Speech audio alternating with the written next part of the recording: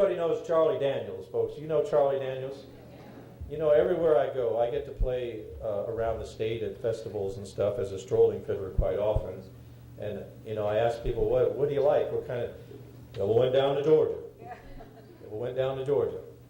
Well, years ago, there was, back in 1925, Stephen Vincent Benet, one of our early authors and poets in the 20th century there, had attended a big fiddle convention in Atlanta, Georgia. And he wrote a much earlier version of a fiddle contest, and it's called The Mountain Whippoorwill, or How Hillbilly Jim Won the Great Fiddler's Prize. And I'll try to remember that for you. Up in the mountains, it's lonesome all the time, soft winds slewing through the sweet potato vine. Up in the mountains, it's lonesome for a child. The whippoorwill's a calling when the sap runs wild. Up in the mountains, mountains in the fall, everything's as lazy as an old hound dog. Born in the mountains, never raised a pet, don't want nothing and never got it yet. You don't believe me, do you? You remember the part that said fire flew from his fingertips as he rosined up his bow? He weren't kidding.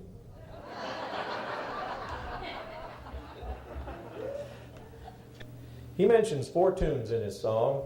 He doesn't play them. He mentions them. They are real fiddle tunes. They're bona fide fiddle tunes from down south. Fire on the mountain, run, boys, run. Devil's in the house of the rising sun. Chicken in the bread box picking out dough. And granny, does your dog bite? No, child, no. These are real fiddle tunes. Do you remember? How many have never heard this song, by the way? Okay, everybody. Testament to a real good folk song there, Charlie.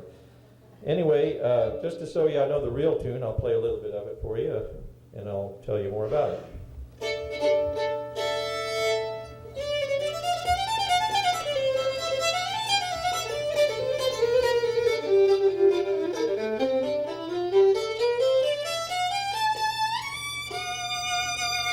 Devil went down to Georgia. He was looking for a soul to steal. He was in a bind. He was way behind, willing to make a deal. You could rap this too, but I can't rap. Sound like chicken? And that one sounds a little worried, actually.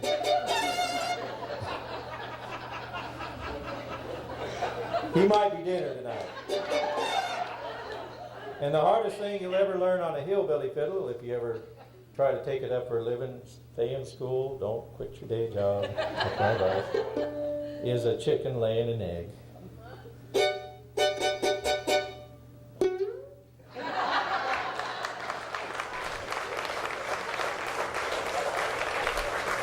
Thank you.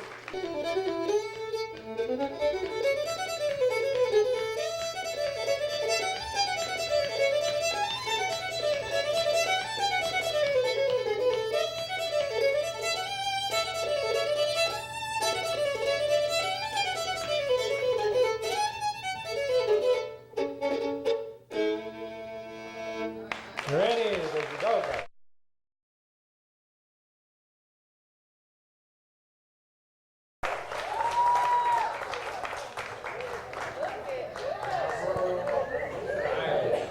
What's the matter with you anyway?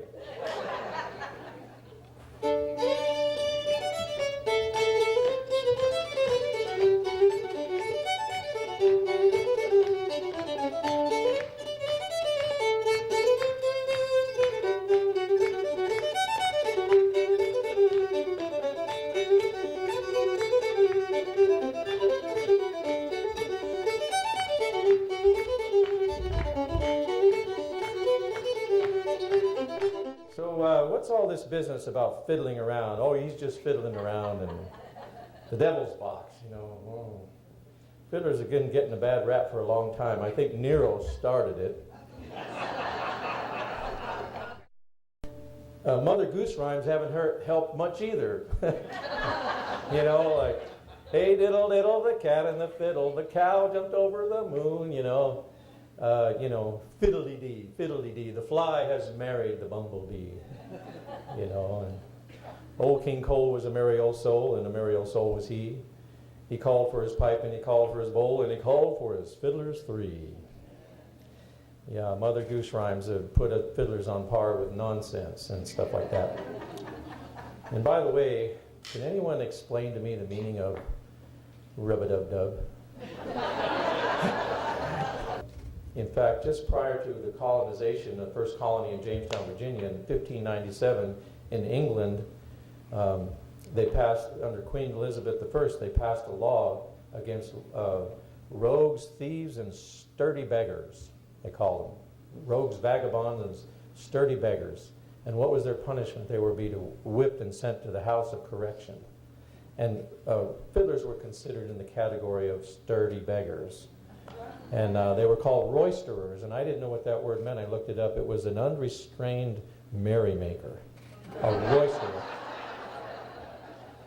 But there's no difference between the violin and the fiddle. In fact, violinists now call themselves fiddlers. You know, it can go either way. And I guess for us fiddlers, it goes either way too. So I'm not a violinist. They always look sour there sitting in those, trying to, one mistake and they're out of there, like the orchestra leader's going to hit them over the head with a baton. I have too much fun doing this. But I do like some classical pieces, and I'll play you a couple of my favorites. One by the famous violinist Fritz Kreisler, Love, Sorrow it's called, and the other one, Humoresse by Dvorak.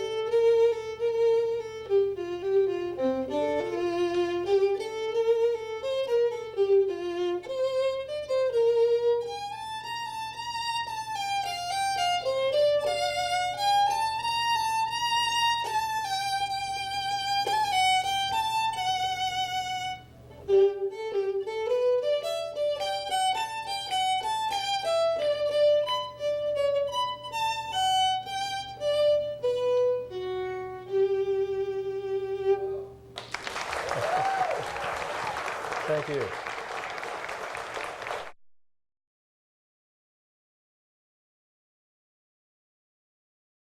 Joel Walker Sweeney, the guy who brought the banjo into the American theater and to popularity all over the world. Joel Walker Sweeney was, his family owned a plantation in Virginia, and he noticed the slaves playing a thing called the banjar, and he took this and improved it and took it to the American stage. And another songwriter, Septimus Winter, his pen name was Alice Hawthorne, because I'm what honest mother and father would name their son Septimus, I don't know. He was in Philadelphia walking down the street, and he heard a young black boy, Richard Milburn, whistling a song that would eventually become Listen to the Mockingbird, and which in the 20th century became the theme song for the Three Stooges. And this is how folk songs can progress. Remember that? Wah, wah, wah, wah, wah, wah, wah, wah, wah. That kind of touched my heart one day, because here we have all this musical influences, and these people were, many of them just didn't get any credit for it.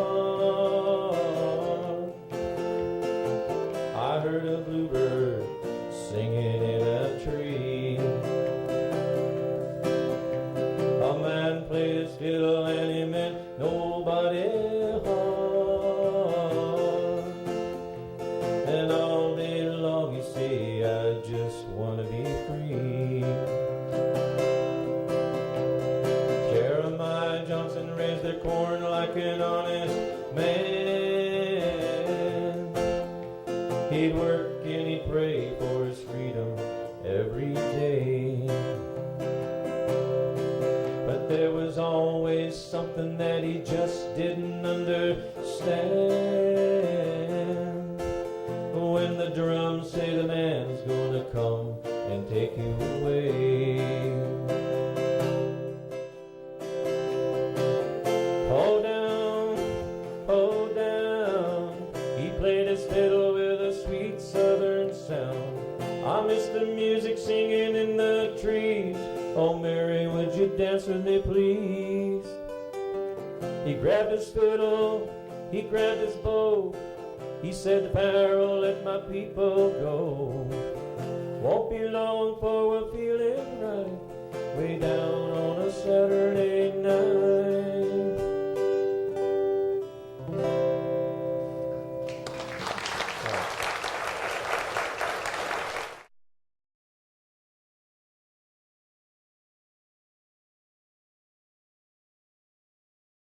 I had an old friend, 83-year-old fella that I used to go over. He was a champion fiddler from Oklahoma, and this is a fiddle he made.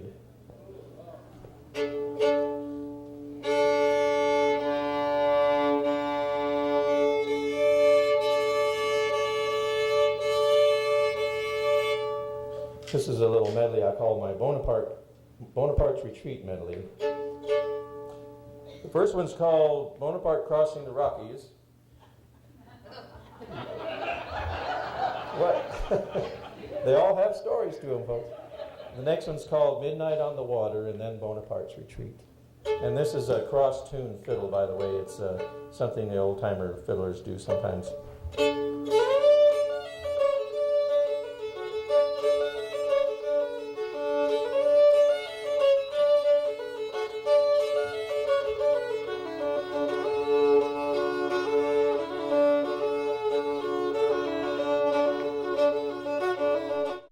I also acquired his fiddle making equipment, which I did make some fiddles. I haven't made one for quite a few years. I don't have one to show because they're all out and about. But the other thing I acquired was probably the nastiest, meanest chicken on this side of the Mississippi. He called him Roo. And every time I go over to this house, this mean old banty rooster would spur me in the back of my legs. If you turned your back on it, he was on your leg with that spur. And there was no curing him. He had acquired him because in the middle of the winter down there near Sacramento, it was cold and it happened to have been snowing that day. And here was this banty rooster up on the fence post outside his bedroom window, just shivering away. And he had mercy on the thing and took him in. Well, anyway, when I got him home, I changed his name to Booger. I mean, that was more appropriate. And you know what was funny about Booger was that he was a cute little bird. A beautiful chicken. And he would sit on my workbench while I was making this fiddle and talk to me and chatter away in chicken language. And it was a cute thing, and I talked to him and he talked to me. We didn't understand each other. But as soon as I was out the door, I was done for the day, and I was out the door, he was spurring me in the back of my leg. So I finally figured out what he was saying. He was using foul language. So,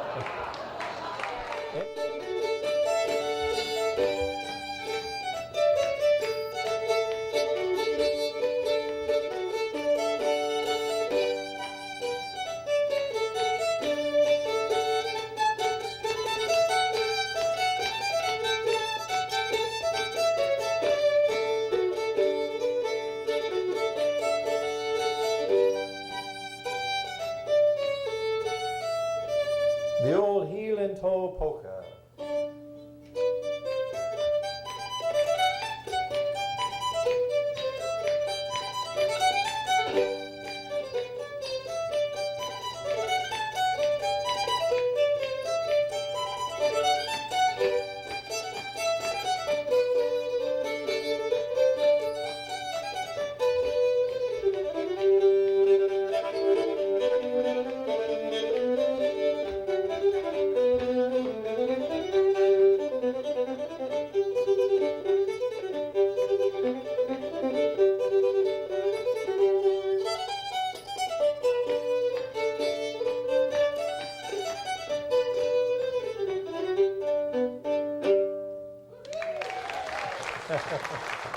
There you go. Thank you.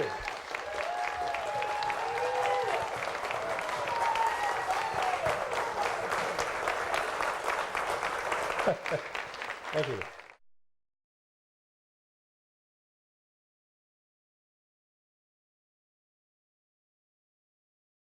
The thing is, we could all go back to a little more civility these days. More people have been killed over religion and politics than anything else in the world, if you think about it. And it may have started in Genesis 11 when God came down and they were building the tower and he made them all talk in other languages. and they couldn't understand each other. So they were like Booger and I, sitting there. I don't know. These are some of there's a lot of the rules, but these are some of the highlight ones that if you're going to ride the stagecoach, you'd be reading this, and they're giving you some rules here. They say, abstinence from liquor is requested, but if you must drink, pass it around. A man who drinks by himself in such a case is lost to all human feeling. Number 2, don't swear, don't snore, nor lop over on your neighbor while sleeping. I mean, we're all passengers on here. Number 3, buffalo robes are provided for your comfort during the cold weather. Hogging the roads will not be tolerated, and the offender will be made to ride with the driver. Number 4, gentlemen must refrain from the use of rough language while in the presence of ladies and children.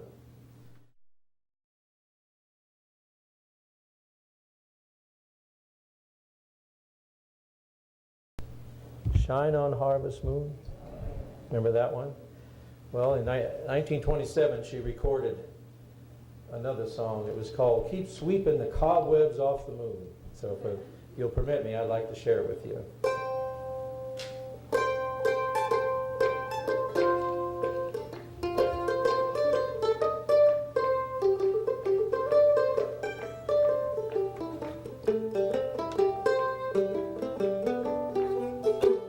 Come on, children, gather round. I got a lot to say. 'Cause the clouds are grumbling. Don't think the world is tumbling. No need to worry, just lose that frown.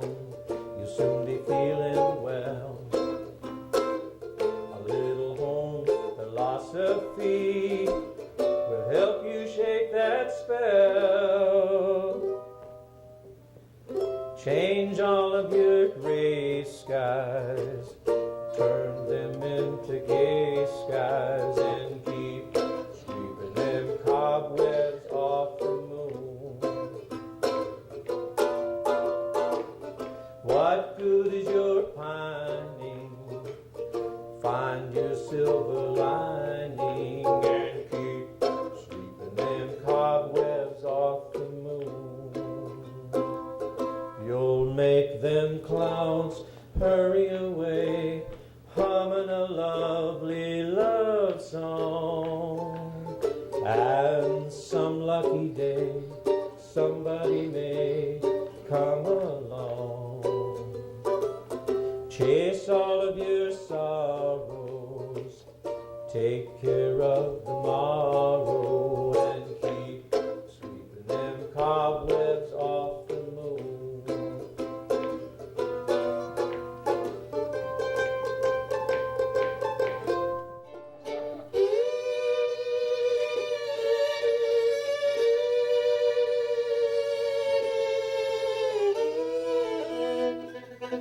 I like my trains a little spooky.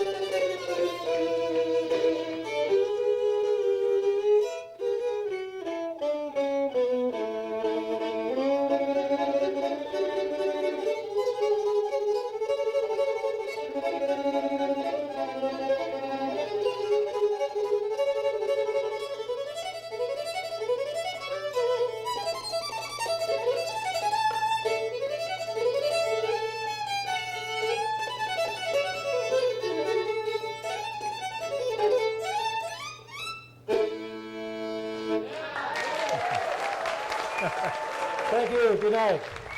Thank you, everybody. Thank you for making my first show special. So.